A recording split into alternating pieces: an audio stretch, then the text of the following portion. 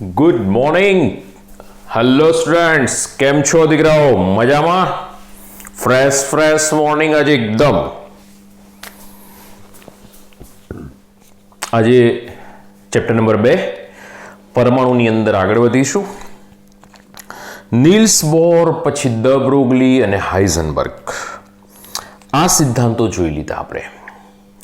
હવે નીલ્સ બોરે જે પણ બી પોતાની ચર્ચાઓ આપેલી હતી, અભિધારણાઓ હતી, એ અભિધારણાઓની અંદર દીકરો કેટલીક ખામી રહી ગઈ હતી, કેટલીક ત્રુટી રહી ગઈ હતી. બરાબર છે? એની અંદર શું રહી ગયું હતું? કેટલીક ખામી રહી ગઈ હતી. શેની અંદર? બોહરની જે અભિધારણાઓ હતી, એ બોહરની અભિધારણાઓમાં કેટલીક ખામી રહી ગઈ હતી, કેટલીક ત્રુટી રહી ગઈ હતી. હવે જે ખામી ને ત્રુટી જે હતી ને, ક્યારે ખ્યાલ આવ્યો? કે જ્યારે દ બ્રોગલીએ, ધ્યાન રાખજો, પરમાણુ માટે એક નવી જ ક્ષિતિજનું દર્શન કરાવ્યું, એક નવો જ પાર્ટ સ્ટાર્ટ કર્યો, એક નવી જ વિન્ડો ઓપન કરી કે જેની અંદરથી આપણે એવું કીધું કે ઇલેક્ટ્રોન જે છે તરંગ પ્રકૃતિ ધરાવે છે. દ બ્રોગલીએ એક નવી જ શાખા, એક નવું જ ઓપન કરી દીધું. આગળના બધા જ નિયમો પોસ્ટપોન થઈ ગયા, અભિધારણાઓ પોસ્ટપોન થઈ ગઈ અને એક નવો રસ્તો મળી ગયો કે જેની અંદર નવા સંશોધનો સ્ટાર્ટ થયા. ધ્યાન રાખજો દીકરાઓ.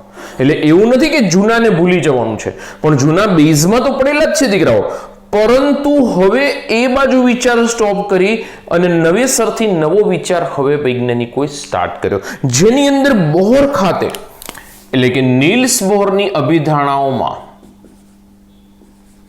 કેટલીક ખામીઓ હતી. કઈ ખામી, કઈ ત્રુટી રહી ગઈ હતી એનાથી? તો પહેલી ત્રુટી એવી હતી કે એણે ઇલેક્ટ્રોનને કેન્દ્રની આસપાસ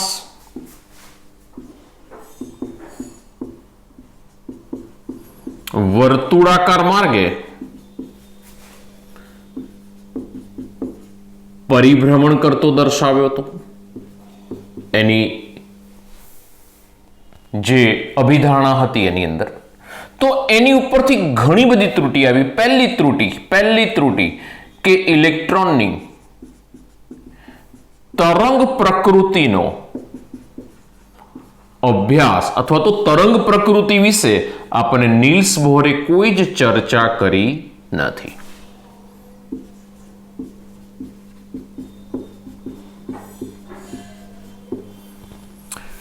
બીજો મુદ્દો કે જો ઇલેક્ટ્રોન, સેકન્ડ ધ્યાન રાખજો, બીજી મર્યાદા કે જો ઇલેક્ટ્રોન કેન્દ્રની આસપાસ વર્તુળાકાર માર્ગે, આ કેન્દ્ર અને એની આસપાસ વર્તુળાકાર માર્ગે જો ઇલેક્ટ્રોન પરિભ્રમણ કરતો હોય તો કેન્દ્રથી ઇલેક્ટ્રોનનું ચોક્કસ સ્થાન, આપણે ત્રિજ્યા સુધીથી યાદ કરો,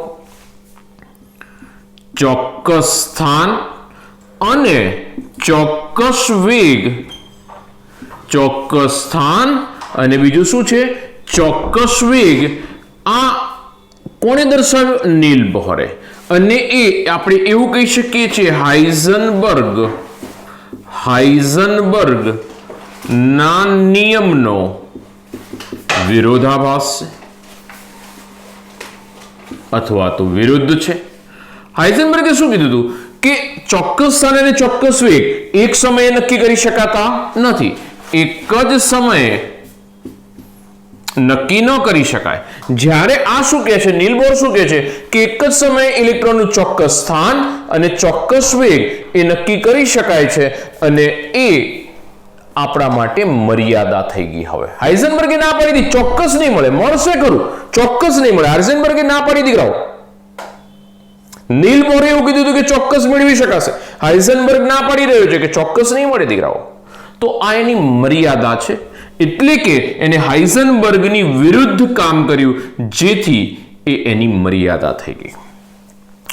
ત્રીજો મુદ્દો, ઇલેક્ટ્રોન એણે કીધું છે કે કેન્દ્રની આસપાસ વર્તુળાકાર માર્ગે પરિભ્રમણ કરી રહ્યા છે. ઇલેક્ટ્રોન પાસે દળ હતું, ઇલેક્ટ્રોન વર્તુળાકાર માર્ગે પરિભ્રમણ કરે છે, એટલે કે એ તરંગ પ્રકૃતિ ધરાવે છે. તો એણે દ્વૈત પ્રકૃતિ વિશે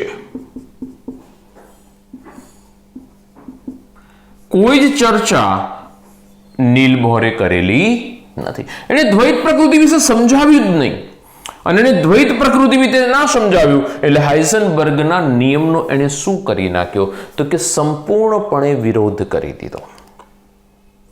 અને અત્યારે હાલ તો ડ બ્રોગલી અને હાઇઝનબર્ગે એક નવી જ વિન્ડો ઓપન કરી કે જેના કારણે જે નીલ બોહરે અભિધારણાઓ આપી એ 1 by 1 એક અભિધારણા આપણે ત્રુટિયુક્ત છે એવું આપણે ડિક્લેર કરી રહ્યા છે. એવું ધ્યાન રાખજો, નીલ બોહર સંપૂર્ણપણે ખોટો નથી, મારા શબ્દો યાદ રાખજો. પણ એના જે બી અભિધારણાઓ હતી એમાં ક્યાંક ભૂલો રહી ગઈ દીકરાઓ, ત્રુટિ રહી ગઈ, ક્યાંક ખામી રહી ગઈ. આપણે એવું નથી કહેતા કે નીલ બોહર સંપૂર્ણપણે ખોટો છે, મારા શબ્દો યાદ રાખજો. નીલ બોહરના જે પણ બી ઉર્જા સ્તરો છે, આ છે તે છે, એની ચર્ચાઓ આપણે કરીશું, હજુ પણ કરીશું. પરંતુ એમાં ક્યાંક ખામી છે, ક્યાંક ભૂલ છે. બિલકુલ એવું નથી કે ખોટા છે. મારા શબ્દો સાંભળજો, ઘણા બધા પછી આગળ જતા પાછા બોહરની ચર્ચા કરીશ ને એટલે કહેશે કે સાહેબ બોહરમાં તો ભૂલ, એટલે ભૂલ હતી, એની વસ્તુ નહોતી દર્શાવી, પણ દર્શાવી હતી એને શરૂઆત તો કરી આપી ને આપણને. એટલે ક્યાંય એવી બિલકુલ ખોટો શબ્દ ના વાપરતા ક્યાંય પણ બી કે નીલ બોહર ખોટો છે અને હવે નીલ બોહરની અંદર આપણે એનો અભ્યાસ જ નથી કરવાનો. બીજી વસ્તુ ખૂબ જ ઇમ્પોર્ટન્ટ, મુદ્દા નંબર 4 હાઇડ્રોજન પરમાણુ એટલે કે 1 ઇલેક્ટ્રોન ધરાવતા પરમાણુને લાગુ પાડી શકાય, પણ બીજા પરમાણુઓને આપણે નીલ બોહરનો સિદ્ધાંત લાગુ પાડી શકતા નથી. નીલ બોહરે સ્પેશિયલ કીધું હતું કે 1 ઇલેક્ટ્રોન ધરાવતો પરમાણુ કે આયનને લાગુ પાડી શકાય. યાદ કરો, આપણે એવું કીધું હતું H ને લાગુ પાડી શકાય, He+1 ને લાગુ પાડી શકાય, Li+2 ને લાગુ પાડી શકાય, Be+3 ને લાગુ પાડી શકાય. બરોબર છે, તો આ બધાને લાગુ પાડી શકાય છે. બરોબર છે, તો એને લાગુ પાડી શકાય, પરંતુ હિલિયમ એકલાને લાગુ પાડી શકાય તો કે ના, 1 ઇલેક્ટ્રોન વાળાને લાગુ પાડી શકાય છે, પણ વધુ ઇલેક્ટ્રોન વાળાને લાગુ પાડી શકાતો નથી. તો આ બોહરની મર્યાદાઓ છે. ચોપડીની અંદર પેરેગ્રાફ ટાઈપ છાપેલું છે, આમ યાદ રાખી લેશો તો થોડુંક વધારે સારું પણ રહેશે અને તૈયાર બી કરી શકશો. 4 મુખ્ય મુદ્દા. પહેલું, ઇલેક્ટ્રોન તરંગ પ્રકૃતિ વિશેની ચર્ચા ના કરી. બીજું, ઇલેક્ટ્રોન ચોક્કસ સ્થાન અને ચોક્કસ વેગ દર્શાવે છે અને એક જ સમયે નક્કી થઈ શકે છે એવું કોણે કીધું? બોહરે કીધું, કે જે હાઇઝનબર્ગનો શું થઈ ગયો? વિરોધ થઈ ગયો, એટલે કે એ વસ્તુ ખામીયુક્ત છે. બીજી વસ્તુ, એણે દ્વૈત પ્રકૃતિ વિશે કોઈ જ ચર્ચા નથી કરી, એટલે એણે હાઇઝનબર્ગનો સંપૂર્ણપણે વિરોધ કર્યો. એટલે કે આપણે કહી શકીએ છીએ કે હવે આનું અસ્તિત્વ રહેશે નહીં. એકલા હાઇડ્રોજન માટે જ લાગુ પાડી શકાય, બીજા પરમાણુ માટે આ લાગુ પાડી શકાતું નથી. બરોબર દીકરાઓ, તો આ એની ખામી થઈ ગઈ. ફટાફટ એક સ્ક્રીનશોટ લઈ લો ખામીનો, પછી આપણે નવા મુદ્દામાં આગળ વધીએ છીએ. શ્રોડિંજર સમીકરણ. ચલો જલ્દી ફટાફટ લઈ લીધો.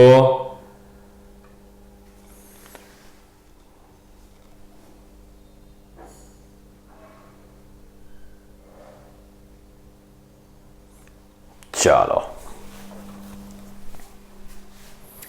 હવે દીકરાઓ, ક્વોન્ટમ યાંત્રિકી નમૂનો.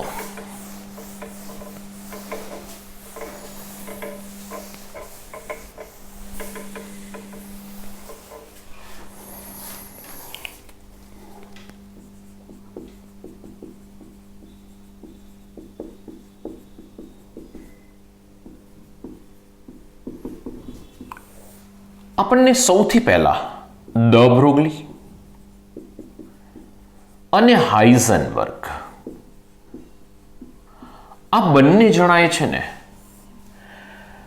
પરમાણુ માટે એક નવી જ ક્ષિતિજના દર્શન કરાવ્યા આખી દુનિયાને કે ભાઈ પરમાણુની અંદર જે ઇલેક્ટ્રોન છે એ ઇલેક્ટ્રોન એ દ્વૈત પ્રકૃતિ ધરાવે છે.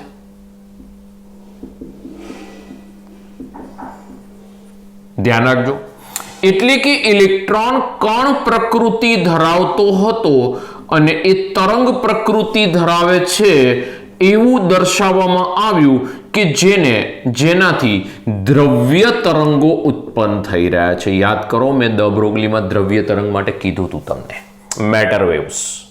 ના હોય તો દ બ્રોગલી વાળો વિડીયો છે, એક વખત જોઈ લેજો. દ્રવ્ય તરંગો કહેવાય છે અને સંભાવના તરંગો કહેવાય છે અને પાયલોટ તરંગો કહેવામાં આવે છે. બરોબર છે.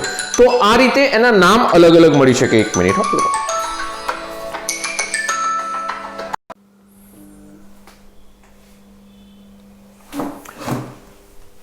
દ્વૈત પ્રકૃતિ, કણ અને તરંગ એવી બંને પ્રકૃતિ ઇલેક્ટ્રોન ધરાવે છે. ગતિશીલ ઇલેક્ટ્રોન છે દ્વૈત પ્રકૃતિ ધરાવે એટલે કણ પ્રકૃતિ એની પાસે દળ છે.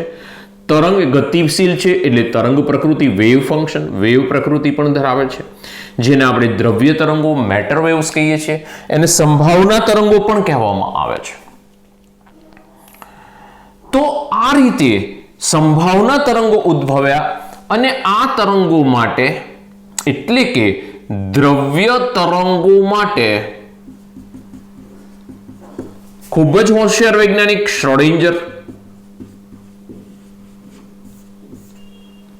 શ્રોડિંજરે આપણને દ્રવ્ય તરંગો માટે સમીકરણ આપ્યું.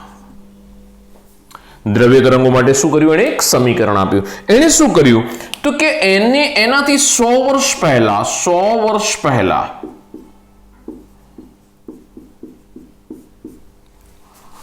વિલિયમ હેમિલ્ટન નામનો વૈજ્ઞાનિક હતો. ધ્યાન રાખજો, આ વિલિયમ હેમિલ્ટને શું કર્યું હતું તો કે સમુદ્રથી આચ્છાદિત એક ગ્રહની કલ્પના કરી હતી. શેની કલ્પના કરી હતી? સમુદ્રથી આચ્છાદિત એક ગોળાકાર ગ્રહની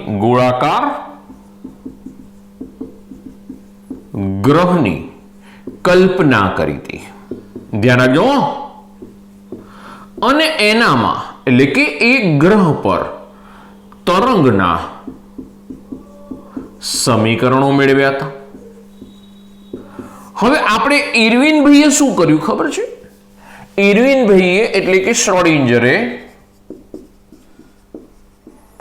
આ સમીકરણોમાંથી પ્રેરણા મેળવી. પ્રેરણા એણે લીધી. શું કર્યું? પ્રેરણા મેળવી. આ સમીકરણનો અભ્યાસ કર્યો. આ સમીકરણ ઉપરથી એને કંઈક જાણવા મળ્યું. કારણ કે ત્યાં બી શું હતું? સમુદ્રથી આચ્છાદિત ગ્રહ દીકરાઓ એટલે શું થયું? આજુબાજુ પાણી છે, ગોળાકાર ગ્રહ છે, આજુબાજુ બસ પાણી જ પાણી છે.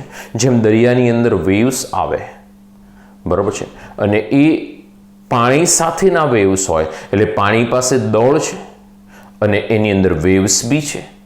એટલે કે એણે એ સમુદ્રથી આચ્છાદિત ગોળાકાર ગ્રહની કલ્પના જે વિલિયમ હેમિલ્ટન નામના વૈજ્ઞાનિકે કરેલી હતી એના સમીકરણોમાંથી એણે પ્રેરણા લીધી અને એક સમીકરણ આપ્યું જે હેમિલ્ટનિયમ અચળાંક તરીકે ઓળખાય છે. સાય હેમિલ્ટનિયમ અચળાંક ઇન્ટુ સાય ઇન્ટુ ઈ સાય.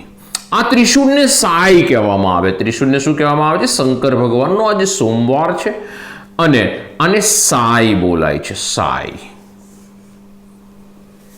બરાબર છે. સાય શું છે? તો સાય તરંગ વિધેય છે. શું છે દીકરાઓ?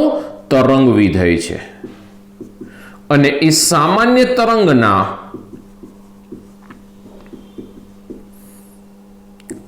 કંપ વિસ્તાર સાથે સંકળાયેલ છે.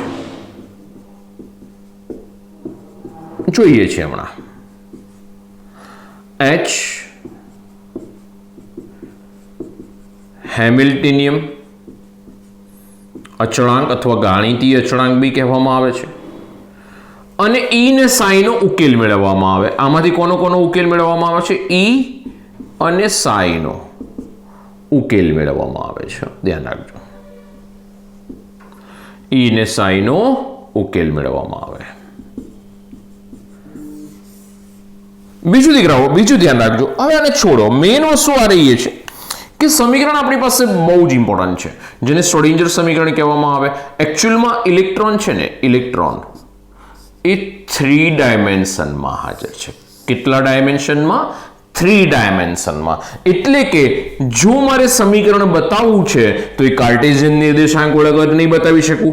Del square psi upon del x square plus del square psi upon del y square plus del square psi upon del z square plus 8 pi square m upon h square e minus v into psi it is equal to 0. જો મારે ઇલેક્ટ્રોનનું આ સમીકરણ પરથી શું થશે તો કે ઇલેક્ટ્રોનનું ધ્યાન રાખજો, જે ઇલેક્ટ્રોન છે ને એનું સ્થાન મેળવવા માટે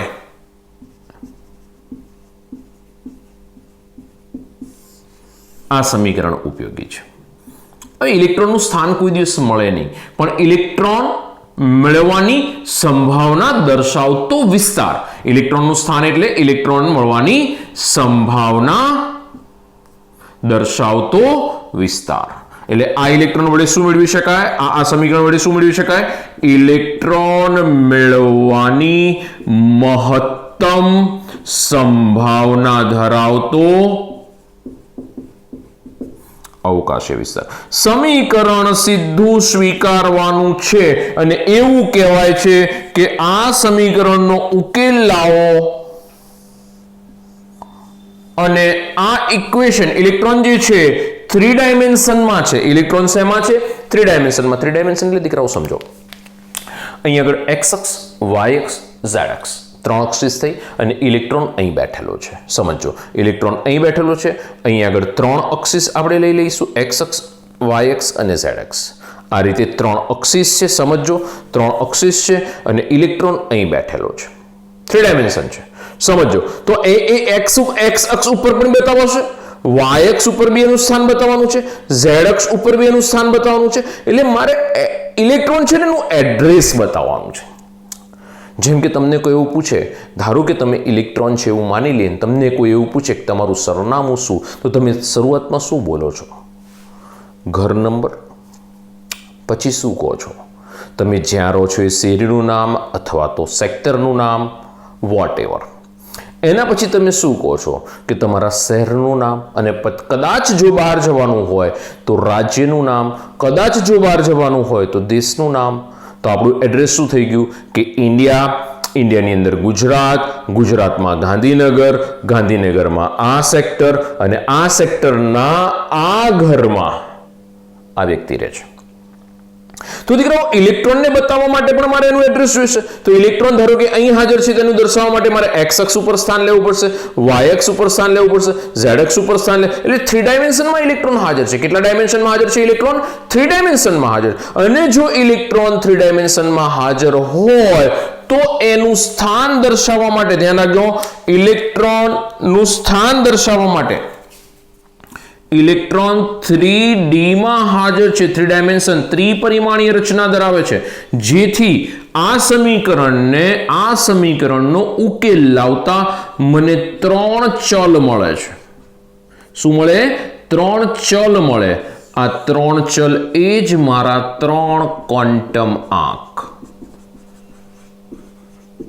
ક્વોન્ટમ આંકનો પાયો નખાઈ ગયો. હવે ક્વોન્ટમ આંક શું છે? ઇલેક્ટ્રોનને દર્શાવવા માટેના અંકો છે. એનું એડ્રેસ બતાવીશું દીકરાઓ એના પરથી. ક્વોન્ટમ અંક શું છે? ઇલેક્ટ્રોન ક્યાં હાજર છે ને એ અંકો છે. હવે એક વસ્તુ છોડી દેજો મગજમાં વિચારવાનું કે આ સમીકરણનું સોલ્યુશન કેવી રીતે લાવવાનું. ચોખ્ખું સ્પષ્ટ કહેવામાં આવેલું છે કે આ સમીકરણનું સોલ્યુશન તમારા જેવા કે મારા જેવા સાદા લોકોથી લાવી શકાય એમ નથી. આના માટે ગણિત વિજ્ઞાનના ખૂબ ઊંડા જ્ઞાનની જરૂર પડે. એટલે ખાલી ઇક્વેશન આપણી બુકમાં નથી, પણ તમે લોકો ઇક્વેશન ધ્યાન રાખશો. બુકમાં નથી, આપણી બુકમાં નથી આપેલું. દરેક પદ સમજાવી દઉં શું કહેવા માંગે છે. ચલો 1 by 1 એક એક પદમાં જઈએ. પહેલા x, y અને z શું છે? તો કે x, y, z કાર્ટેશિયન નિર્દેશાંકો છે.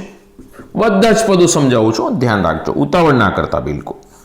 બીજું, હવે એમ થાય કે sir del square psi upon del x square શું બતાવે?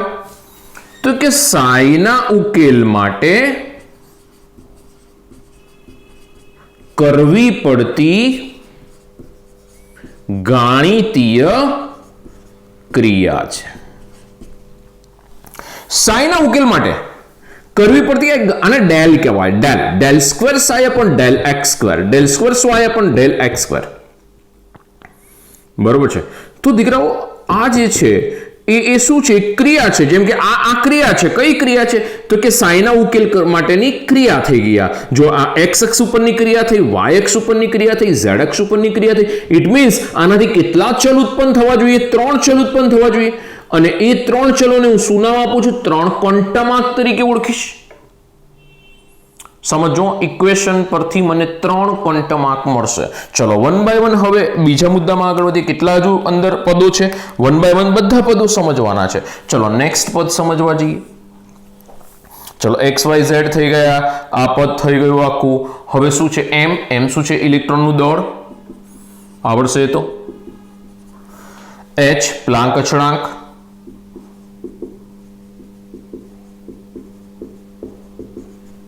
ચાલો એના પછી એમ આવી ગયો, એચ આવી ગયો, ઈ ઇલેક્ટ્રોન પ્રોટોન પ્રણાલીની કુલ શક્તિ. દીકરાઓ ઇલેક્ટ્રોન પ્રોટોન પ્રણાલીની કુલ શક્તિ એટલે કોણ થયો? પરમાણુ થયો. તો ઇલેક્ટ્રોન પ્રોટોન પ્રણાલીની કુલ શક્તિ, જેની અંદર ઇલેક્ટ્રોન અને પ્રોટોન છે, એવા પ્રણાલીની કુલ શક્તિ. વી સ્થિતિજ શક્તિ, સ્થિતિ ઉર્જા, સ્થિતિજ શક્તિ.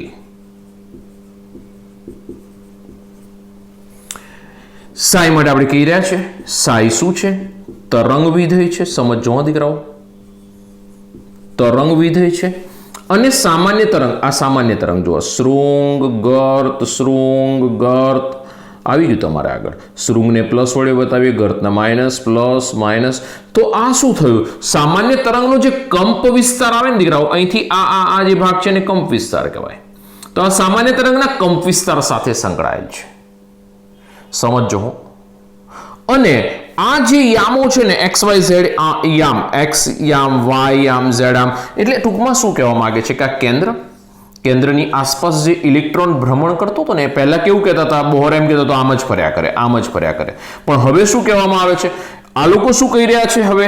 કે ઇલેક્ટ્રોન આ રીતે નથી ફરતો, ગોળ ગોળ નથી ફરતો. તો કેવી રીતે ફરે છે? એક સિમ્પલ, આગળ જતા પછી વધારે સ્પષ્ટતા કરીશું. એક સિમ્પલ વસ્તુ સમજો કે ઇલેક્ટ્રોન આ રીતે ભ્રમણ કરી રહ્યો છે,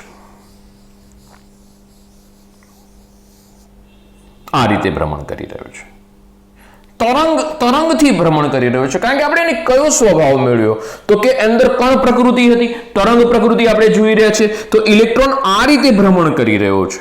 એટલે ઇલેક્ટ્રોન મળવાની સંભાવના અહીં છે, અહીં છે, અહીં છે, અહીં છે, અહીં છે, અહીં છે, બાર બી છે. એટલે સાઈનું મૂલ્ય પોઝિટિવ બી આવી શકે, નેગેટિવ બી આવી શકે. પણ મારે તો સાઈનું મૂલ્ય પોઝિટિવ જ જોઈએ છે. જો સાઈનું મૂલ્ય મારે પોઝિટિવ જોઈતું હોય તો સાઈ નહીં ચાલે, મારે શું જોઈશે? સાઈ સ્ક્વેર જોઈશે. સાઈ સ્ક્વેરનું મૂલ્ય કેવું આવે? હંમેશા પોઝિટિવ આવે. સાઈ સ્ક્વેર શું છે? શું દર્શાવે? તો કે ઇલેક્ટ્રોન મળવાની મહત્તમ સંભાવના 95% કે તેથી વધુ.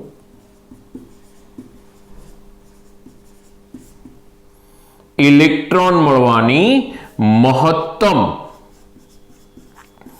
સંભાવના દર્શાવતો અવકાશીય વિસ્તાર. સમજો, મેં આગળ પણ તમને કીધું હતું કે ક્વોન્ટમ જો કોઈને ખબર પડે તો એ ક્યાં ફુલિશ હોવો જોઈએ અથવા તો લાય હોવો જોઈએ. ઓકે, હવે રિયલાઇઝ થતું હશે. સાઈ સ્ક્વેર છે એની કિંમત મને કેવી મળે? પોઝિટિવ. જો આ પોઝિટિવ બી આવી શકે, નેગેટિવ. પોઝિટિવનો સ્ક્વેર પોઝિટિવ થાય, નેગેટિવનો સ્ક્વેર બી પોઝિટિવ થાય. તો સાઈ સ્ક્વેરની કિંમત પોઝિટિવ આવશે. અને સાઈ સ્ક્વેર શું બતાવે છે? ઇલેક્ટ્રોન મળવાની મહત્તમ સંભાવના ધરાવતો અવકાશીય વિસ્તાર બતાવે. હવે ઇલેક્ટ્રોન મળી આવવાની સંભાવના ધરાવતો અવકાશીય વિસ્તાર, એને શું કહેવાય દીકરાઓ? તો ઇલેક્ટ્રોન મળી આવવાની સંભાવના દર્શાવતો અવકાશીય વિસ્તાર, કે જેને કક્ષક કહેવાય. શું કહેવાય? કક્ષક. કક્ષક કહેવાય દીકરાઓ એને. એટલે કે સાઈ સ્ક્વેર શેનો નિર્દેશ કરે છે? કક્ષકનો નિર્દેશ કરે છે. સમજો, બહુ જ ઇમ્પોર્ટન્ટ પોઈન્ટ. સાઈ નું અર્થઘટન બહુ કંઈ ખાસ નથી, સાઈ માટે બહુ ઇમ્પોર્ટન્સ નથી, સાઈ સ્ક્વેર નું ઇમ્પોર્ટન્સ બહુ જ વધારે છે, કારણ કે સાઈ સ્ક્વેર સીધું શું બતાવે છે? કક્ષક બતાવે છે. આ કેન્દ્રની આસપાસ ઇલેક્ટ્રોન મળી આવવાની સંભાવના દર્શાવતો અવકાશીય વિસ્તાર કે જેને કક્ષક કહેવાય. ઇલેક્ટ્રોન અહીં બી હશે, અહીં પણ હશે, ટૂંકમાં ડોટેડ લાઈન કરી ત્યાં કોઈ બી જગ્યાએ ઇલેક્ટ્રોન હાજર હશે. હવે એવું કહેવા માંગીએ છીએ આપણે, કોઈ ફિક્સ સ્થાન નથી, કારણ કે હાઇઝનબર્ગે ના પાડી આપણને. આમાં ઇલેક્ટ્રોન ગમે ત્યાં હાજર હશે અને ઇલેક્ટ્રોન મળવાની સંભાવના મહત્તમ દર્શાવતો અવકાશીય વિસ્તાર કે જેને કક્ષક કહેવામાં આવે છે, જેને આપણે સાઈ સ્ક્વેર વડે બતાવીએ છીએ. તો દીકરાઓ, આ આપણી પાસે આવી ગયું શ્રોડિંજર સમીકરણ. ફરીથી ધ્યાન રાખજો, ફરીથી સમજાવું છું. કમ્પ્લીટ કોન્સન્ટ્રેશન અહીં આગળ, કમ્પ્લીટ. પછી જે પણ બી પ્રોબ્લેમ્સ હોય મને કહેશો. 100 વર્ષ પહેલા વિલિયમ હેમિલ્ટન નામનો વૈજ્ઞાનિક, એણે શું કર્યું? સમુદ્રથી આચ્છાદિત એક ગ્રહની કલ્પના કરી, ગોળાકાર ગ્રહની.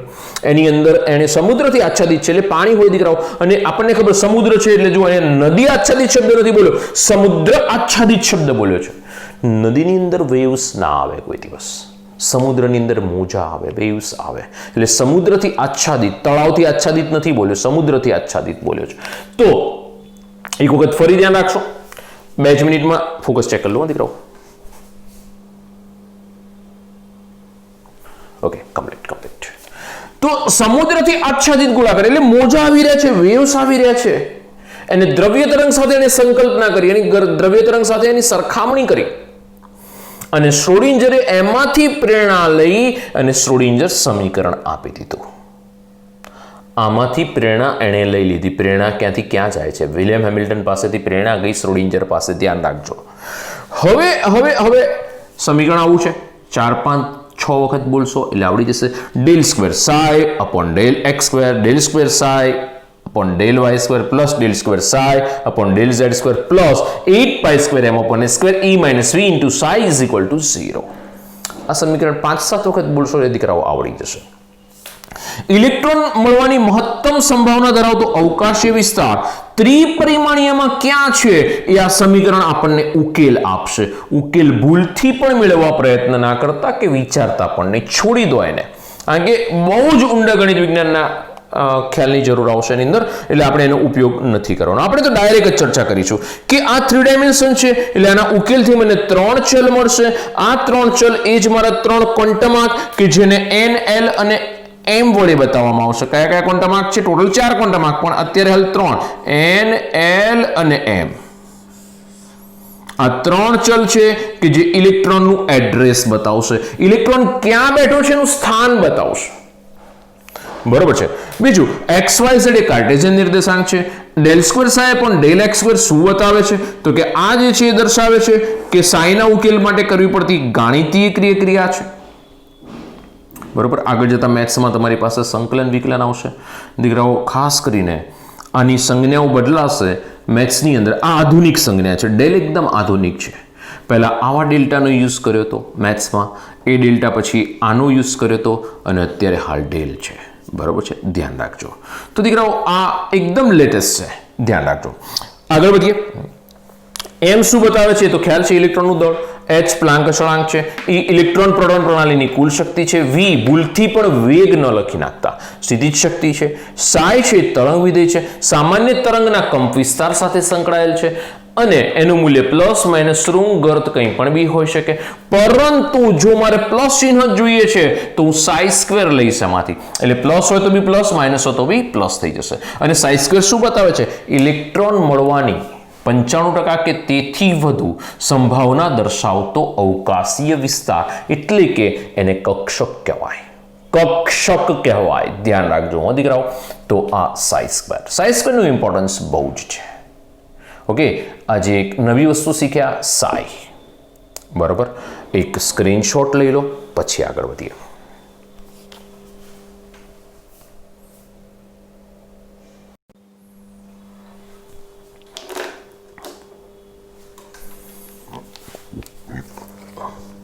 ચલો લઈ લીધો સ્ક્રીનશોટ.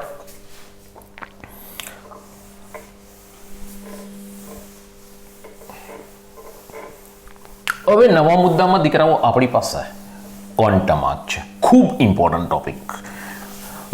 એક્ઝામ માટે ઇમ્પોર્ટન્ટ, ખૂબ ઇમ્પોર્ટન્ટ.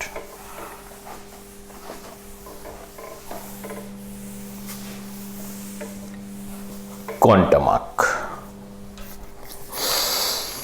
નોટ પેન ખુલ્લી રાખજો, નોટ્સ બનાવતા રહેજો, કારણ કે જેટલું નોલેજ તમને ક્લાસીસમાં આપવામાં આવે છે કદાચ એનાથી વધારે, પણ એટલું તો ખરું જ, એટલું નોલેજ મળશે. એટલે દીકરાઓ ખાસ નોટ પેન લઈ અને નોટ્સ બનાવતા રહેજો. ક્વોન્ટમ આંક. ક્વોન્ટમ આંક કોને કહેવાય? ક્વોન્ટમ આંક મીન્સ કે ઇલેક્ટ્રોનનું સરનામું બતાવે છે, એટલે કે ઇલેક્ટ્રોન મળવાની સંભાવના દર્શાવતો અવકાશીય ભાગ. જ્યાંથી આપણને ઇલેક્ટ્રોન મળશે દીકરાઓ, જ્યાંથી આપણને ઇલેક્ટ્રોન મળશે એને કક્ષક કહેવાય. હવે ક્વોન્ટમ આંકથી શું થશે ખબર છે? કક્ષકનું કદ, ચોક્કસ કદ, ચોક્કસ આકાર અને ચોક્કસ સ્થિતિ સ્થાન. સમજો શબ્દ. ચોક્કસ કદ, ચોક્કસ આકાર અને ચોક્કસ સ્થિતિ સ્થાન. આ n થી મળશે, આ l થી મળશે અને આ m થી મળશે. તો આ ક્વોન્ટમ આંક દ્વારા મળશે દીકરાઓ. તો ક્વોન્ટમ આંક કેટલા પ્રકારના છે? તો કે ક્વોન્ટમ આંક છે 4 પ્રકારના છે. પહેલો કહેવામાં આવે છે n, જેનું નામ છે પ્રિન્સિપાલ, એટલે કે મુખ્ય ક્વોન્ટમ આંક. પ્રિન્સિપલ ક્વોન્ટમ નંબર, મુખ્ય ક્વોન્ટમ આંક. બીજો છે l, જેનું નામ છે ગૌણ અથવા તો કોણીય વેગમાન ક્વોન્ટમ આંક અથવા તો સહાયક ક્વોન્ટમ આંક.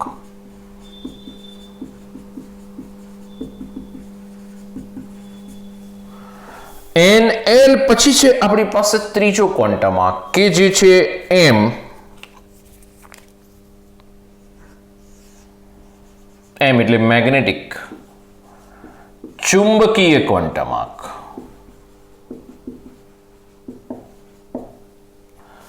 અને ચોથો છે S, સ્પિન ક્વોન્ટમ આંક, ભ્રમણ ક્વોન્ટમ આંક.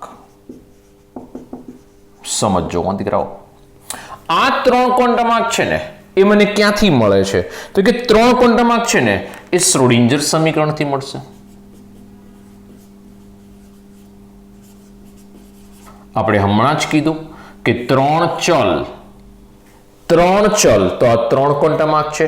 3 ડાયમેન્શનલી એટલે કે ત્રિપરિમાણીય રચનામાં જ્યારે આપણે જઈશું ત્યારે શ્રોડિંજર સમીકરણ છે. અને આ છે ચોથો ક્વોન્ટમ આંક, એ શ્રોડિંજર સમીકરણથી મળતો નથી. ખૂબ ધ્યાન રાખજો, બરોબર છે. આ ક્વોન્ટમ આંક ઉપરથી જે કક્ષક છે, કક્ષકની શક્તિ એટલે ઉર્જા અને કદની સમજૂતી મળશે. આ ક્વોન્ટમ આંક ઉપરથી કક્ષકના આકારનો ખ્યાલ આવશે, કક્ષક કેવા આકારની હશે. આના પરથી જે કક્ષક છે એનું સ્થિતિ સ્થાનનો ખ્યાલ આવશે, કઈ જગ્યાએ કક્ષક હાજર છે, એનું સ્થિતિ સ્થાન શું છે. અને આના પરથી ઇલેક્ટ્રોનનો ભ્રમણ ખ્યાલ આવશે. ઇલેક્ટ્રોન કેવી રીતે ભ્રમણ કરે છે? ક્લોકવાઇઝ, એન્ટી ક્લોકવાઇઝ, જમણી બાજુ ફરે છે, ડાબી બાજુ ફરે છે, કેવી રીતે ફરે છે? 1 બાય 1 આપણે દરેક ક્વોન્ટમ આંક જોવાના છે. તો સૌથી પહેલા મુખ્ય ક્વોન્ટમ આંક દીકરાઓ, મોસ્ટ આઈએમપી, મોસ્ટ આઈએમપી. તો પહેલો છે મુખ્ય ક્વોન્ટમ આંક. આ 4 મોસ્ટ આઈએમપી. મુખ્ય ક્વોન્ટમ આંક. મુખ્ય ક્વોન્ટમ આંક n. તો n ની કિંમત કેટલી? તો કે n બરાબર 1 2 3 અપ ટુ ઇન્ફિનિટી, અનંત છે. n ની કિંમત કેટલી છે? 1 થી લઈને અનંત પૂર્ણાંક કિંમતો આવશે, પૂર્ણાંક કિંમતો 1 to ઇન્ફિનિટી સુધીની પૂર્ણાંક કિંમતો. બીજું કે એ જે કક્ષક છે ઉપર જ કીધું છે એનું કદ અને ઉર્જા બતાવશે, એની ઉર્જા બતાવશે અને કદ બતાવશે.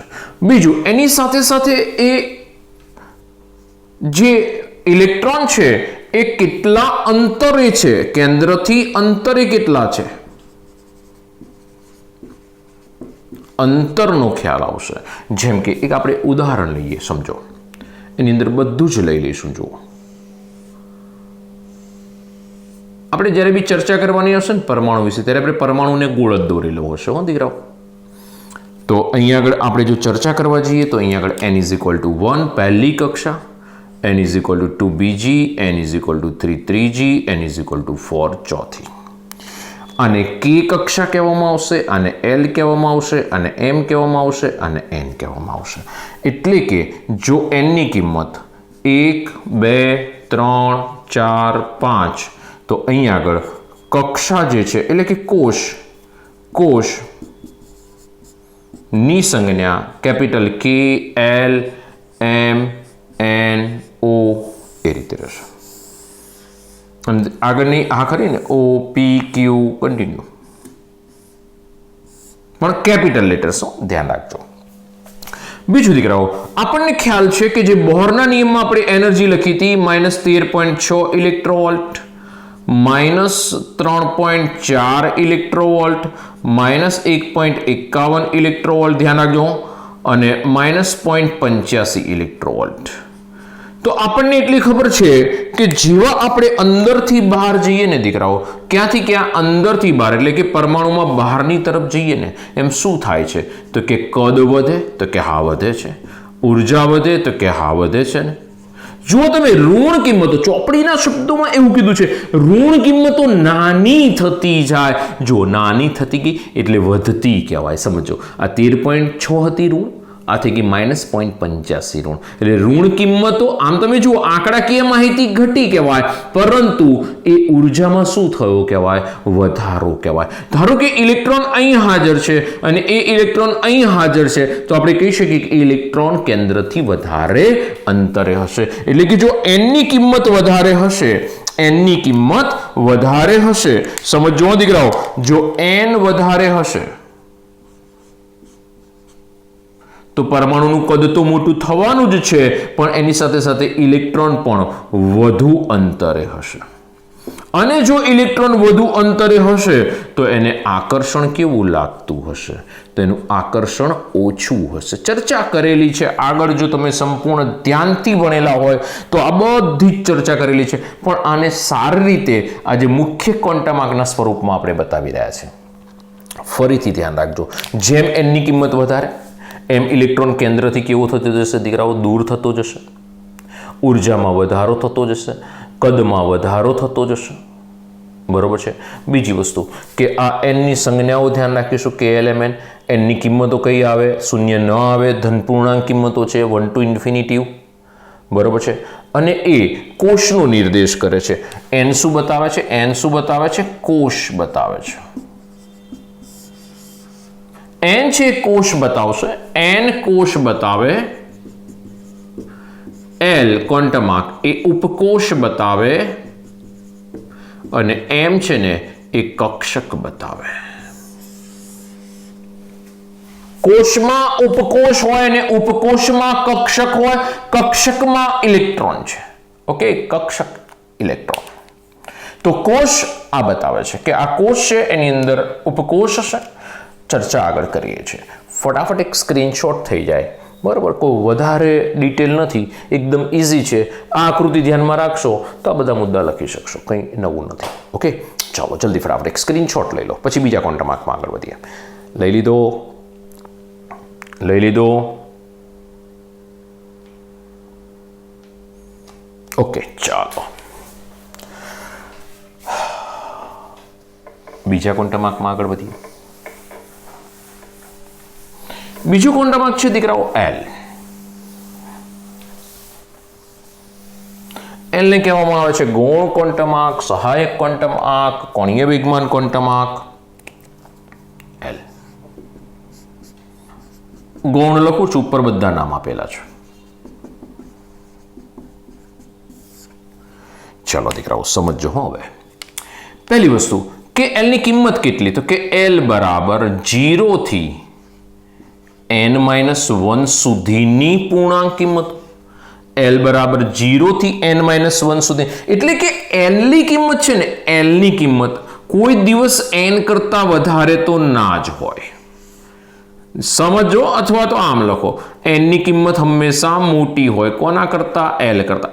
એલ n-1 છે એટલે એલ ની કિંમત કોઈ દિવસ n થી વધશે તો નહીં, એના જેટલી બી નહીં થાય, જેટલી પણ નહીં થાય, કારણ કે ઘટે છે ને જો n-1 છે દીકરાઓ. ધ્યાન રાખજો, MCQ ઓળખવામાં આ બહુ કામ કરશે, બહુ કામ કરશે ઘણી બધી વખત ટ્રુ ફોલ્સ માટે. બહુ જ ઇમ્પોર્ટન્ટ આ સંબંધ. એટલે કે આપણે આવું પણ કહી શકીએ કે L ઇઝ ઇક્વલ ટુ 0 થી વધારે અથવા તો 0, પરંતુ n-1 એટલે કે n કરતા એક ઓછી કિંમત. તો L ની લિમિટ કેટલી, 0 થી n-1 સુધીની આપણને ખબર હોવી જોઈએ. ઓકે દીકરાઓ, L જે છે એ શું બતાવશે, તો કે કક્ષકનો એટલે કે ઉપકોષનો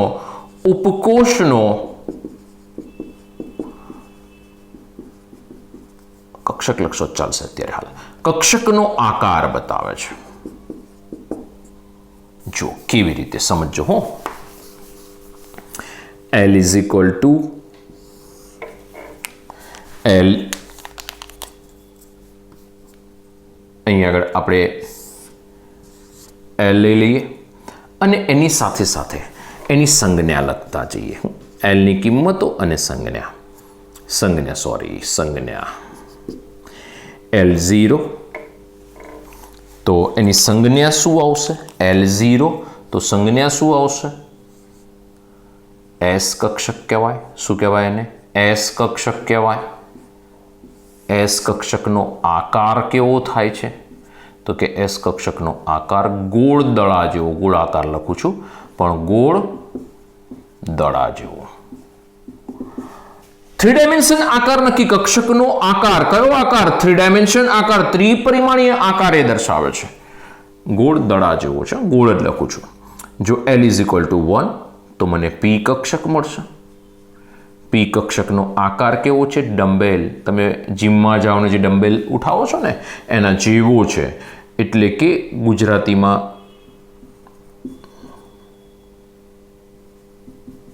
પિંડક કહેવાય, પિંડક. બરોબર છે, તો પિંડક શેપ થયો. જો L બરાબર 2 લખું ને દીકરાઓ તો મને D કક્ષક મળે. ડી કક્ષકનો આકાર કેવો થાય, તો કે ડબલ ડમ્બેલ, એક ડમ્બેલ, બીજી ડમ્બેલ, ડબલ ડમ્બેલ. જો ઉપર એક જ ડમ્બેલ હતી, નીચેનામાં 2 ડમ્બેલ થઈ, એક ડમ્બેલ આ રહી, એક ડમ્બેલ આ રહી, આ એક ડમ્બેલ, આ બીજી ડમ્બેલ. બરાબર છે. ત્રીજું F કક્ષક. F કક્ષકનો આકાર કેવો છે, જટિલ છે, એમાં પડવા જેવું નથી. શોધેલો છે પણ આકાર આપણે અહીં આગળ દોરી શકીએ નહીં, એટલો બધો જટિલ છે. 4 લઈએ તો G કક્ષક કહેવાય, હજુ સુધી એની જરૂર પડી નથી. બરોબર છે. તો દીકરાઓ આ L ની કિંમત ઉપરથી આ સંજ્ઞાઓ આપણે ધ્યાન રાખીશું અને કક્ષકોના આકાર મેં તમને બતાવી દીધા. તમે સમજીને નોટ્સ બનાવજો, મારા શબ્દો યાદ રાખજો, નોટ્સ બનાવજો, નીકળા તકલીફ પડશે. આપણે આગળ વધીએ. n ની કિંમત લખું છું, સમજો. હવે n ની કિંમત લખીશ, એના પરથી L ની શક્ય કિંમતો લખીશ, એના પરથી ઉપકોષ લખીશ,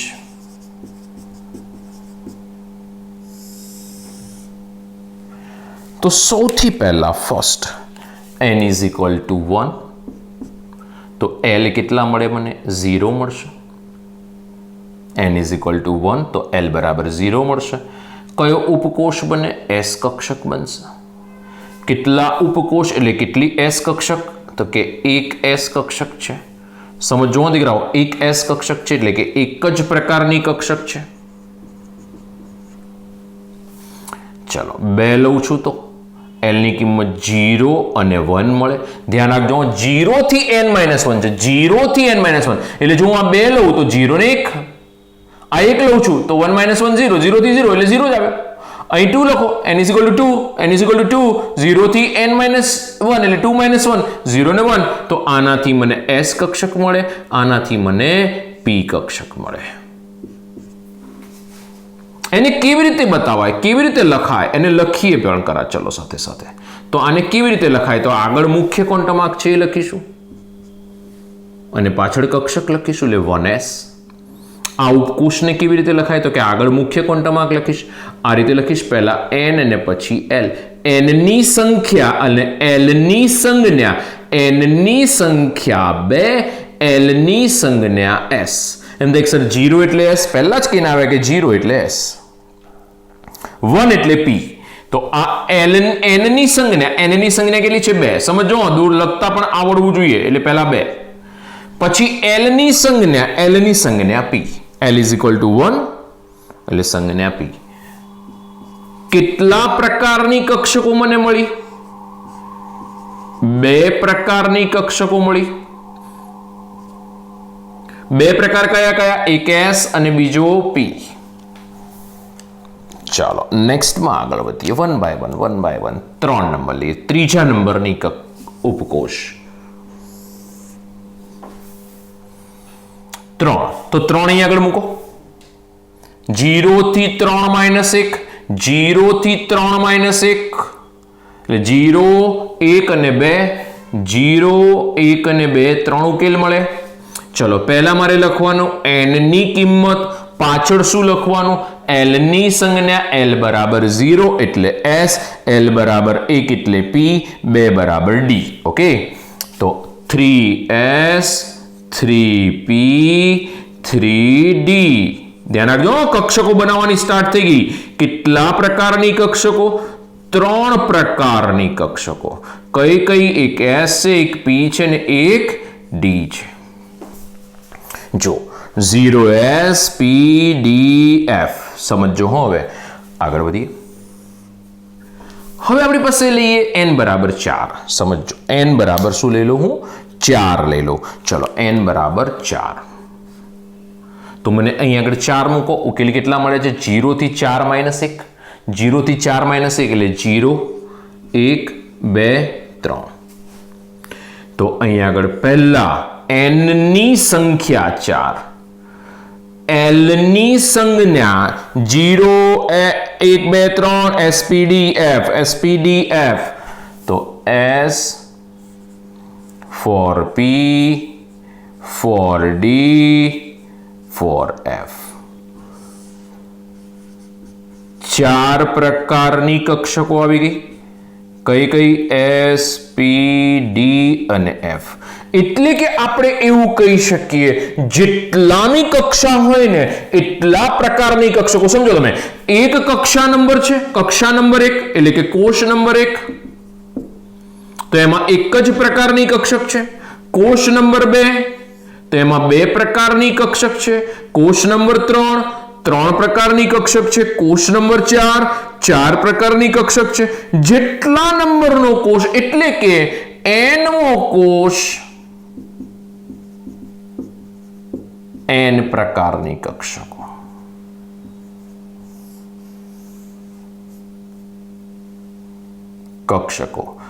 nમો કોષ n પ્રકારની કક્ષકો. ભૂલથી ભૂલ ન થાય હો ભાઈ. પૂછાય છે એક્ઝામમાં, ક્વેશ્ચન આવો આવે ચોથી કક્ષામાં, ચોથા કોષમાં કક્ષકોની પ્રકાર જણાવો. કેટલા પ્રકારની કક્ષકો હશે? 4 પ્રકારની. ત્રીજામાં 3 પ્રકારની. એકમાં 1 પ્રકાર, 2માં 2 પ્રકાર, 3માં 3 પ્રકાર, 4માં 4 પ્રકાર. જોઈ લો તમારી સામે જ છે. તો n માં n પ્રકારની. ઓકે દીકરાઓ, આ ચોપડીમાંથી બધું કરવા બેસવાનું તો બધું કોમ્પ્લિકેશન્સ બહુ જ બધું આવશે, એટલે ચોપડીમાં હમણાં પડશો જ નહીં. બધી જ વસ્તુ, કદાચ એનાથી વધારે વિશેષ વસ્તુ અહીં પડેલી છે, બધી આંકડાકીય માહિતીઓ છે, ખૂબ ધ્યાન રાખજો. બરોબર છે. એલ શું બતાવે છે? 0 થી n-1 સુધીની પૂર્ણાંક કિંમતો. એલની કિંમત હંમેશા n કરતા ઓછી જ હોય. જો કોઈ એમ કહે છે કે એલ મોટું થયું તો સમજી લેવાનું ધીસ ઇઝ રોંગ.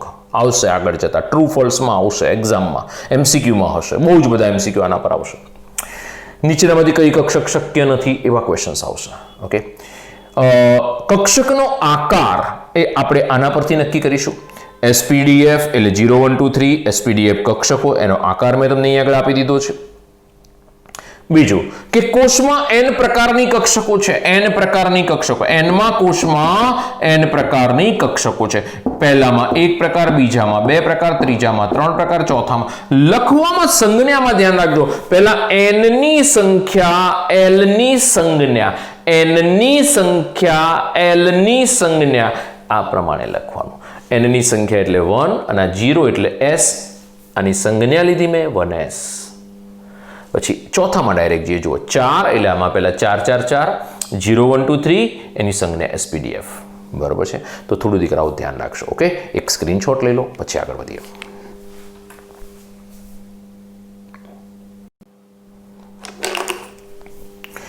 આપણી પાસે આવી ગયો કોણીય વેગમાન ક્વોન્ટમમાં. તો કોણીય વેગમાન શોધવા, કક્ષકનું કોણીય વેગમાન શોધવા માટે દીકરાઓ એક સમીકરણ છે. થઈ ગયું ને? આટલો સ્ક્રીનશોટ લઈ લીધો છે. એક સમીકરણ છે કોણીય વેગમાન શોધવા માટે, ધ્યાન રાખજો. હું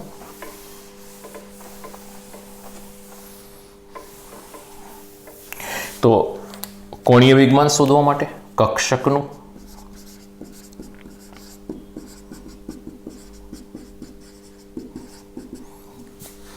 બરાબર h/2π √L × L+1. L એટલે ક્વોન્ટમાર્ક. બરોબર છે. ક્વેશ્ચન જો ક્વેશ્ચન કેવી રીતે પૂછાય આ સૂત્ર માટે, તો ક્વેશ્ચન આવો આવી શકે. આ જો મારે ફોર્મ્યુલા એપ્લાય કરવી હોય કે 3p કક્ષકમાં રહેલ ઇલેક્ટ્રોન માટે કોણીય વેગમાન શોધો. આવડે? h/2π, h તો અચળાંક છે, /2π L × L+1. હવે 3p કક્ષક છે, 3p એટલે n બરાબર 3, L બરાબર 1, L બરાબર 1 મૂકવાની અંદર 1 + 1 એટલે અહીંયા 2, 2 × 1 એટલે √2 જવાબ આવી જશે. બરાબર છે. તો અહીંયા આગળથી મળી જશે કોણીય વેગમાન બરાબર h/2π √2 1 × 1 + 1 એટલે 2 √2. બરોબર છે. એટલે ઓપ્શન પછી અહીંથી તમને જવાબો મળી જશે દીકરાઓ. આવા દાખલા નાના નાના દાખલીઓ કહેવાય, આવી પૂછી શકાય. બીજું n ની કિંમત ઉપરથી l ની કિંમતો પણ મેળવી શકાશે. એની પણ વેલ્યુઝ ધ્યાન રાખજો કે n = 1, n બરાબર અલગ અલગ કિંમતો મળે l ની. જો કઈ મળે? આ 1 લઉં, સોરી n = 1 લઉં તો l ની કિંમત કેટલી મળે? 0 મળે. આ 2 લઉં તો આની કેટલી કિંમત મળે? 0 ને 1 મળે. આની 3 લઉં તો કેટલી મળે? 0 1 અને 2 મળે. આવડશે ને દીકરાઓ? 4 લઉં તો 0 1 2 3, 5 લઉં તો 0 1 2 3 4. બરાબર છે. 0 થી જ્યાં સુધી તમે લીધું l ની કિંમત કેટલી? તો કે 0 થી n-1 સુધી. ઓકે, ચાલો એક સ્ક્રીનશોટ ફટાફટ લઈ લો, પછી આગળ વધીએ. ત્રીજો ક્વોન્ટમાર્ક. ચલો, ત્રીજો ક્વોન્ટમાર્ક, થર્ડ ક્વોન્ટમાર્ક m, મેગ્નેટિક ક્વોન્ટમ નંબર.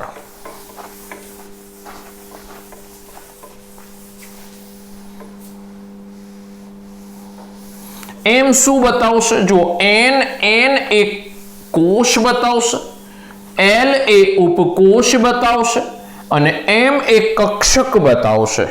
તો દીકરાઓ હવે આપણે જવાનું છે m માં.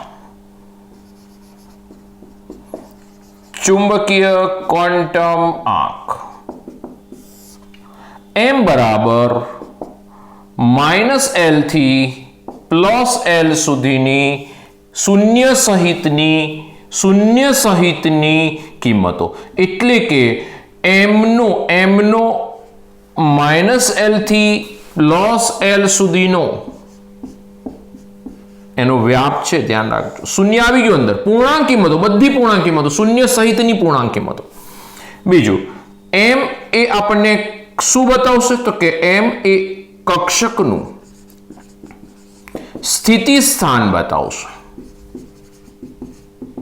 બીજું m પરથી કક્ષકની સંખ્યા m બરાબર 2l + 1 સમીકરણ પરથી મેળવી શકાશે. ધ્યાન રાખજો, m બરાબર 2l + 1 વડે મેળવી શકાશે. તો આપણી પાસે આ જે છે સ્થિતિ સ્થાન, કક્ષકનું સ્થિતિ સ્થાન, કક્ષકનો આકાર નક્કી કરી દીધો કે s કક્ષક ગોળાકાર છે, p કક્ષક ડંબેલ છે, d કક્ષક ડબલ ડંબેલ છે, તો એ નક્કી કરી દીધું. તો દીકરાઓ હવે આપણે જે સ્ટાર્ટ કરીએ છીએ ને, હવેના મુદ્દામાં l 0 લઈએ તો m કેટલો મળશે? તો 0 થી 0 0. કક્ષકની સંખ્યા કેટલી મળશે? 2l + 1, બરાબર છે. એટલે કે l બરાબર 0 છે એટલે 1 મળશે. કઈ છે? 0. કઈ છે? 0. 0 માં એટલે કે l બરાબર 0, l બરાબર 0. સમજો l 0 છે, કઈ કક્ષકનો ઉલ્લેખ થાય? કઈ કક્ષક? સંજ્ઞા યાદ કરો, s કક્ષક કહેવાય. s કક્ષક છે આ રહી એક કક્ષક, એક કક્ષક. ભૂલથી પણ એવું ના વિચારતા કે s કક્ષકનો આકાર ગોળ થઈ ગયો, ગોળ નથી, આ કક્ષકની ચિહ્ન છે. ચલો એના પછી 1 લઈએ. l ની કિંમત 1. 1 એટલે કઈ કક્ષક થઈ? p કક્ષક. તો અહીંયા આગળ m ની કિંમત મને શું મળે દીકરાઓ? m ની કિંમત શું મળે? m ની કિંમત તો અહીંયા આગળ 1 મૂકો, -1 થી +1 એટલે -1 0 +1 3 કિંમતો મળી. અહીંયા આગળ મૂકો 1 એટલે કેટલી વેલ્યુ મને મળે છે? 3. એટલે કે p કક્ષકની પેટા કક્ષકો કેટલી? 3. કેટલી છે? 3 કક્ષક. એ જ પ્રમાણે 2 લઈએ છીએ તો શું આવે? d આવે. -2 થી લઈને +2 સુધીની કિંમતો કેટલીથી? -2 થી લઈને +, -2 -1 0 +1 +2 કેટલી કિંમતો મળી? 5 પેટા કક્ષકો થઈ. 5 પેટા કક્ષકો 1 2 3 4, 5 પેટા કક્ષકો કેટલી થઈ ગઈ? 5. બરોબર છે. તો 5 કક્ષકો મળી. પછી છે 3. 3 એ શું કહેવાશે? f. -3 થી -2 -1 0 +1 +2 +3 કેટલા ઉકેલ મળ્યા? 7 કક્ષકની સંખ્યા 7. તો કક્ષકની સંખ્યા 7. 1 2 3 4 5 6 7 થઈ ગઈ.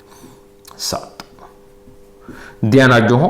એટલે કે આપણે એવું કહી શકીએ કે p ની અંદર 3, s ની અંદર 1, p ની અંદર 3, d ની અંદર 5 અને f ની અંદર 7 પેટા કક્ષકો થઈ. ધ્યાન રાખજો. તો આ વસ્તુ આપણે ક્રમશઃ એક n, l અને nl દ્વારા દર્શાવીએ.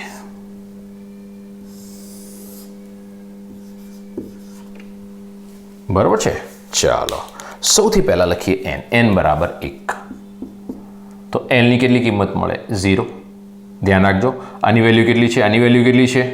0 થી n - 1, 1 - 1 એટલે 0.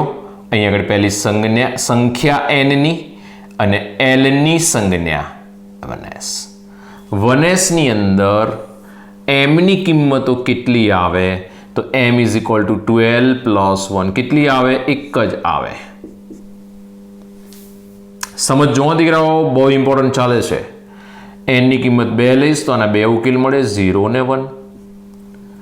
2 પહેલા લખીશ, 0 એટલે s કક્ષક, 2 પહેલા લખીશ, 1 એટલે p કક્ષક. s કક્ષકની પેટા કક્ષકો કેટલી? 1 અને p ની કેટલી? 3. આપણે આગળ કઈ ના આવ્યા? આ રહી 3. એટલે કુલ કેટલી થઈ ગઈ? 4. ચલો ત્રીજી કક્ષામાં જઈએ, ત્રીજી થર્ડ, તો L ની કિંમત કેટલી? 0 1 2 n-1 જેટલી. તો NL કેવી રીતે બતાવાય? પહેલા n પછી L ની સંજ્ઞા એટલે 3s, પહેલા n પછી L ની સંજ્ઞા એટલે 3p, પહેલા n પછી L ની સંજ્ઞા એટલે 3d. S ની પેટાકક્ષક 1, આની કેટલી? 3, આની કેટલી? 5. એમ થાય સાહેબ 5 ક્યાંથી આવી ગઈ? જો આ રહી 5. 12 + 1 અહીં મૂકશો તો મળી જશે. L ની કિંમત મૂકો અહીં આગળ, L ની કિંમત મૂકો 2 2 4 ને 1 5. તો કુલ ટોટલ કેટલી થઈ ગઈ? 9 થઈ ગઈ. આ 4 થઈ ગઈ. ચાલો ચોથી કક્ષામાં જઈએ તો કેટલી L ની કિંમતો મળે? 0 1 2 3 n-1 સુધીની કિંમતો. હવે પહેલા હું n લખીશ પછી L લખીશ. તો n બરાબર કેટલા? 4. L ની 0 કિંમત છે તો s સંજ્ઞા, L ની 1 કિંમત છે તો p સંજ્ઞા, L ની 2 કિંમત છે તો d સંજ્ઞા, L ની 3 કિંમત છે તો f સંજ્ઞા. તો s ની પેટા કક્ષકો કેટલી? s ની કેટલી છે? 1, આની 3, આની 5 અને આની 7. ધ્યાન રાખજો, આની 1, આની 3, આની 5 અને આની 7. SPDF 1 3 5 7 એકી સંખ્યા યાદ રાખો. 1 3 5 અને 7 ટોટલ કેટલી થશે? 16.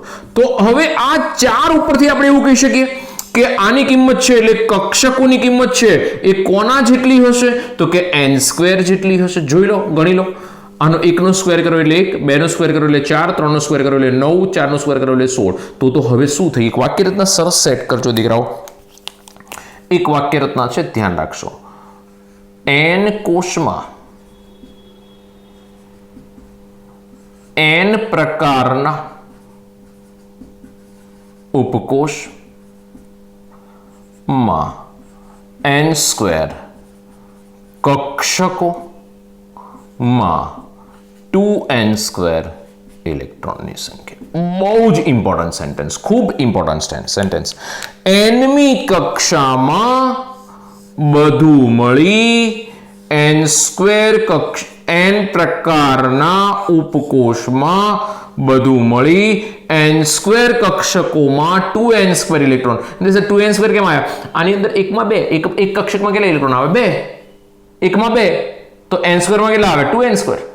બહુ જ ઇમ્પોર્ટન્ટ. આ સેન્ટેન્સ તમને બહુ જ કામમાં આવશે કે n કોષમાં n પ્રકારના ઉપકોષની સંખ્યા માં n² કક્ષકોની સંખ્યા માં 2n² ઇલેક્ટ્રોન હાજર હશે. બરોબર છે? ધ્યાન રાખશો.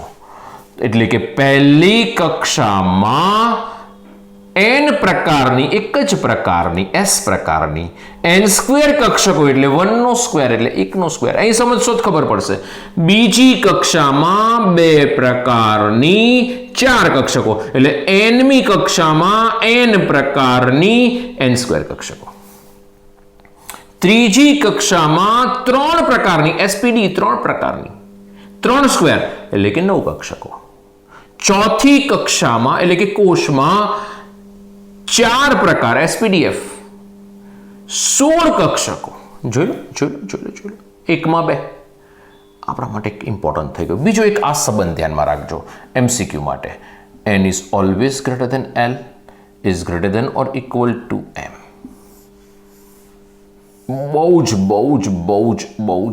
જ કામ કરશે. બરોબર છે?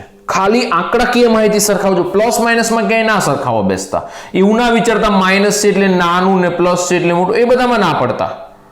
બરોબર છે? આ 1 હશે ને તો આ 0 હશે. બરોબર છે? અને m ની સંખ્યા 1 થશે એટલે એ વસ્તુ ત્યાં ના વિચારતા. આ L એક સંખ્યા થઈ ગઈ 1. અને આ જો અહીંયા આગળ જેવું તમે 2 મૂકશો ને એટલે આની કિંમત 1 જ મળે. અને આની કિંમત કેટલી મળે? -1 થી +1 એટલે કે એના જેટલી મળી અથવા તો એના કરતા ઓછી મળશે. પછી બધા માટે સત્ય થશે. ખાલી એક 1 માટે ધ્યાનમાં રાખજો. બરોબર છે? એમાં થોડુંક વેલ્યુ તો 1 મળે જ છે, સમજી શકાય એવું છે, પણ આ એક ધ્યાનમાં રાખશો દીકરાઓ. આ સંબંધ બહુ જ કામમાં આવશે, ખૂબ કામમાં આવશે. બરોબર છે? ટ્રુ ફોલ્સ માટે. તો આટલે સુધી રાખીએ છીએ. સ્પિન ક્વોન્ટમ આંક છે અને પછીના લેક્ચરમાં લઈશું. Thank you. Good day. ખૂબ સરસ ભણો અને ક્વોન્ટમમાં તરત ને તરત તૈયાર કરી નાખો દીકરાઓ, છોડતા નહીં આને, અને છોડે તો ગયા મોસ્ટ આઈએમપી, મોસ્ટ આઈએમપી ખૂબ જ ઇમ્પોર્ટન્ટ છે. બરોબર છે. હટું છું હમણાં, સ્ક્રીનશોટ લઈ લો અને થેન્ક યુ, ગુડ ડે, મળીએ છીએ નેક્સ્ટ લેક્ચરમાં.